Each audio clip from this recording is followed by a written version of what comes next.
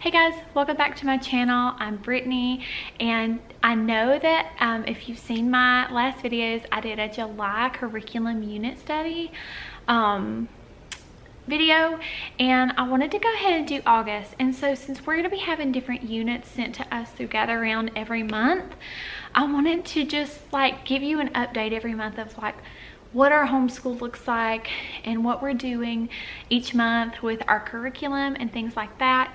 And I'm a little bit sad that I won't be getting my first actual unit from gatherround for the year 2 units pack until the end of this month, but it's kind of inspired me to keep doing the unit studies because we've really enjoyed the short spurts of learning about something that we're actually interested in. So I'm gonna show you the unit study we're doing for this month and what we're gonna be using along with that. So let's get started. So with gatherround, everything is included but math. And so because I'm not actually getting that until the end of the month, I was having to backtrack, and just so we didn't lose everything with language arts, which I actually hadn't done this, and it was kind of a blessing in disguise because we needed to do it, but I had bought the level 1 whole curriculum pack last year from Masterbooks, and so they've updated this now. So they have a language lessons for living education 1 that they have now, so it's the more updated version of this, and I'll link that one down below. But this one came with the phonics foundations, and then you could either do the phonics foundations and then this within a year, so it had a semester for each book, or you could do one in a year and the other in a year. We did foundations phonics in a year. My daughter she picked up math so well. She is doing so good, but with reading, even though she loves reading and loves being read to, it was intimidating to her to learn how to read. So we kind of slowed it down, and it worked out really well because now she's just picking it up a little quicker. So we're going to be doing this within a semester, maybe a little less, because she's doing it really quick now. But we can sometimes get through 2 or 3 days of this in one sitting, and it's not overwhelming to her, or I wouldn't do it that way. But I wanted to make sure that she had the foundation for the phonics and the blends and everything like that before we got started. So with that, we're doing the dictionary words that it comes with, and we're doing the semester list. And then I went on Masterbooks and printed off the this would come with the language lessons for living education 1, but because they had updated it, they gave this to you for free if you wanted to print it off. And so it's little it starts in week 5, so we did our first one today because we're on week 5 of this book.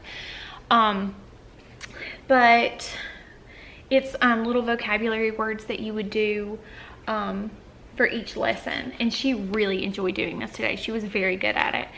And it's really funny because my son had he had a different spelling book that we used for part of last year just to kind of help him with his spelling, and it would have these, and he would hate them, and he was just so irritated by having to figure out what words went in the boxes.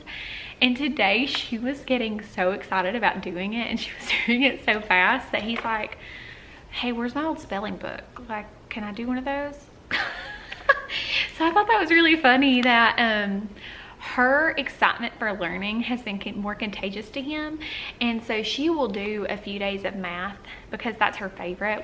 I try not to push the reading as much because I know it'll stress her out, but with the math, she'll do 4 or 5 days in one sitting too. So her excitement about learning has really kind of started to rub off on him.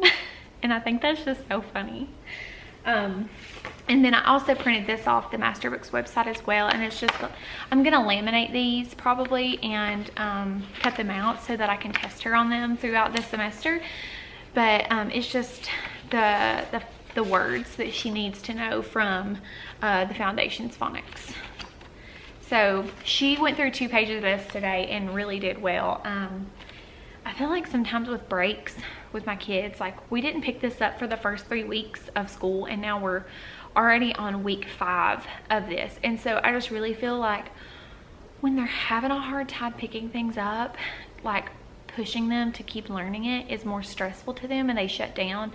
And I have learned that if I just lay it down for a little bit and give them a week or 2 or 3, and then we pick it up, you know, again, and kind of slow it down, they're so much more apt to get it. And that has definitely been my 6-year-old in the case of reading.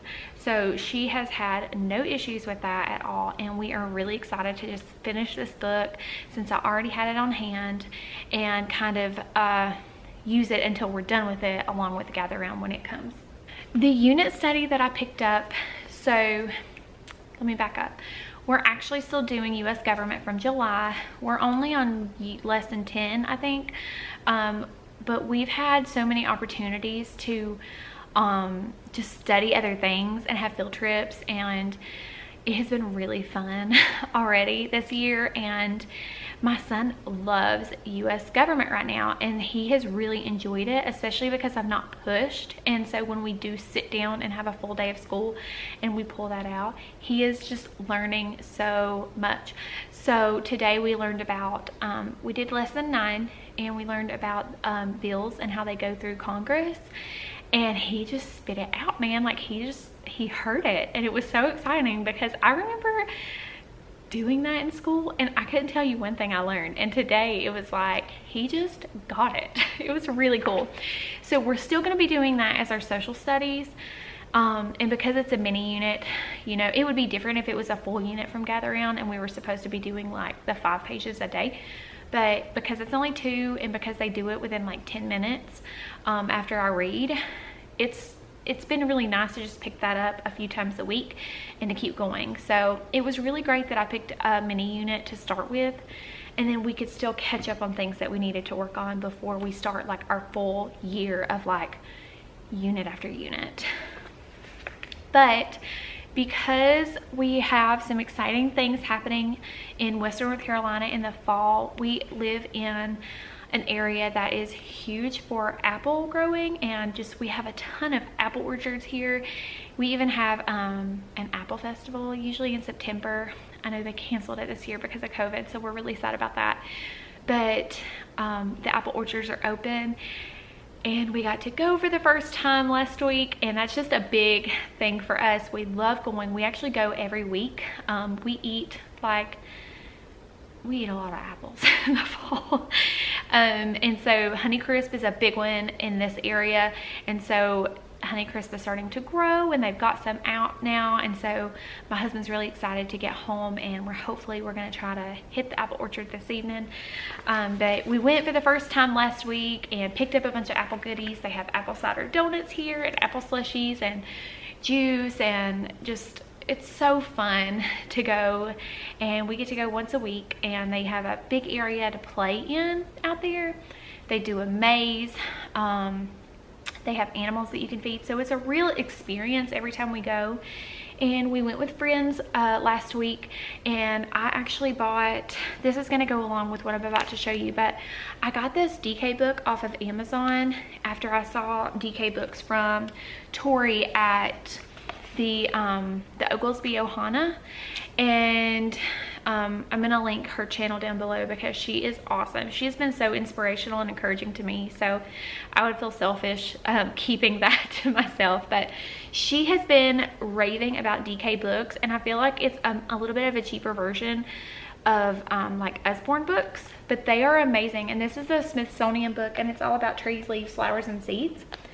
So when we went, I had post-it noted a couple of pages that I just wanted to go over with the kids, and they really enjoyed it. And we actually ended up spurting a conversation with another mom who was like, do you homeschool?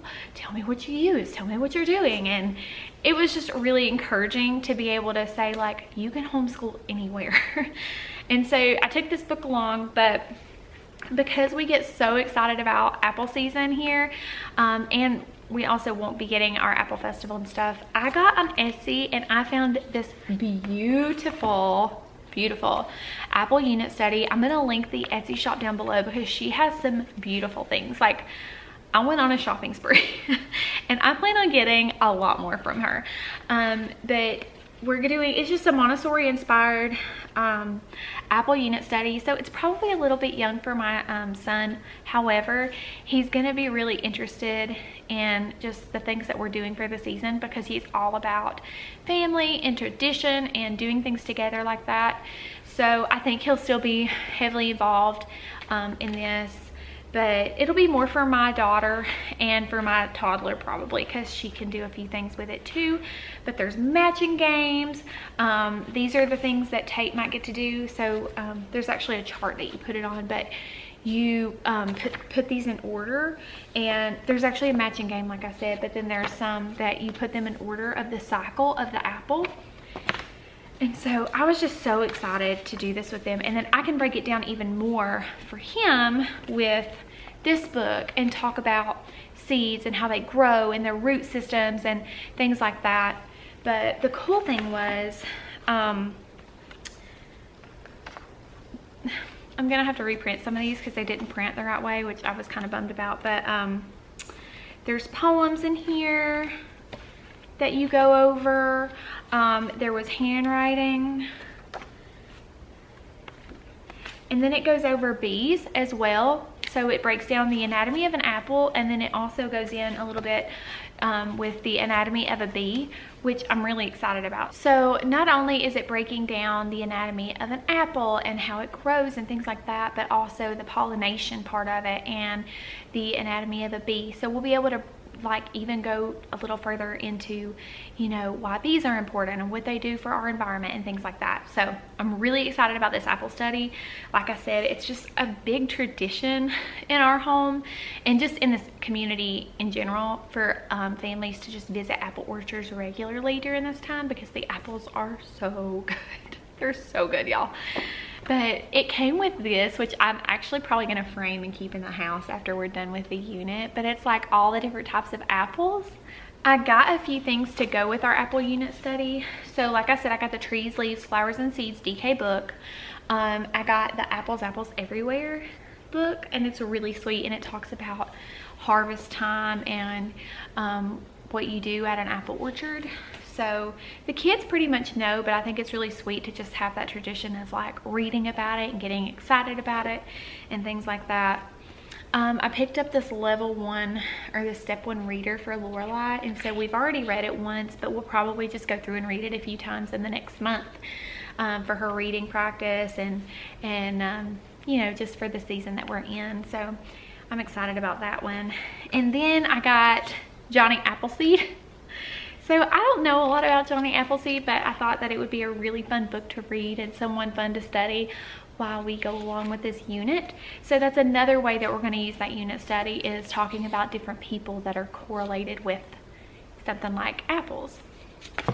And I'm really excited about that. So my goal for each month is to just buy a few books every month. Like I mean, I maybe spent $15 or $18 on these 3, and then this one was maybe $15, the DK book. And I'm wanting to get things that they can just pick up and look at as well, so I don't mind splurging on those books as well. But you know, just $15 or $20 a month on books that I can save. And then I actually got this little tip from the Oglesby Ohana as well, but seasonal books and cycling them out during the seasons and the year and the time that you're in. And so that just really spoke to me, and I just feel like we forget about the books that we have right now. And so as I'm getting really excited to buy things for what we're actually studying, I'm going to be cycling things out through the year and just really giving them new fresh things to look at. So even though they've seen some of the books before, they're gonna come at it with fresh eyes because they've not seen it in a while. So I'm really excited to do that in the next year or so, and just cycling things out and getting new books and just things like that, that we can just keep it fresh and fun in our homeschool this year. Because that's my main goal, is just to really encourage learning and to just make it fun and make it something that they naturally gravitate towards, instead of it being 2 to 3 hours of pure like frustration for everyone. So the next part of a unit that we're going to study, and I'm gonna do this as we kind of can and things like that, because we may be doing it a lot next month as well. But we will be hopefully traveling to Colorado next month for just under 2 weeks, and we're very excited about this trip with everything that's been going on. I think it's going to be a really fun trip to take, since it's going to be mostly outdoors anyway, all the things that we're planning on doing. But I'm planning our Colorado trip right now and all the things that we can do with kids. So we've got the national parks, there's a few hikes that we want to do, a few places that we want to visit, and so we'll be doing a little bit of a unit study. I found one from Confessions of a Homeschooler that's all about Colorado, and so while I do think it's a little above my children's grade levels, I still want to print it off since it's free and use the pieces that will interest them and that we can learn about that state, so that they can kind of get a feel for what Colorado's known for, what they grow there, and things like that, and just really immerse them in that culture and let them see like all the things that you can actually learn about a state, not just that we're going there and we do a few things and, you know, buy some trinkets to bring back. So I just really want to start studying up on the different places that we want to visit and get them really interested in what they're going to be seeing. So like I said, I'm doing a little bit of the free Colorado unit from Confessions of a Homeschooler. I will link it down below. But I also had this book already. I got it for Christmas for the kids this past year. And so I was excited to, you know, have a reason to break it open and really start diving deep into the different states. And so it's got a lot in it from what we'll be doing with Confessions of a Homeschooler's unit study, but on a more simplified level, I feel like. But this book is beautiful, you guys. I'm just gonna show you one. So this is Georgia, but it's got like different people that you may know or that you could learn about from Georgia, things that they're known for, a little bit about the state, welcome to the Peach State, and then moments to remember, key facts, things like that. So I'm really excited to be like breaking this out and finding little resources that we can just kind of use to get them really excited about our trip. Anyway, you guys, that is my breakdown for our August unit studies this month and what we're going to be doing to keep it fun and interesting and light in our homeschool. I hope that this gives you some encouragement and inspiration of things that you can introduce into your homeschool day to make it fun and just keep it delight directed learning, and so that your kids can just grow and start to really gravitate towards the things that they love and they want to learn about. So I hope this gave you some ideas, and I can't wait to show you September. I'm really excited, especially because we'll be traveling during that time, but we won't be putting school by the wayside. We'll be continuing to learn and things like that. So I hope that you enjoyed this video. If you did, hit that thumbs up button down below and let me know that in the comments as well. Hit that subscribe button and you can be notified when I put up new content, which I will hopefully be throwing out a ton more homeschool videos over the next couple of weeks to give you some ideas as you start your homeschool journey or as you start your new year of homeschooling. So I hope you enjoyed this and I hope you have a good day. I'll see you soon. Bye.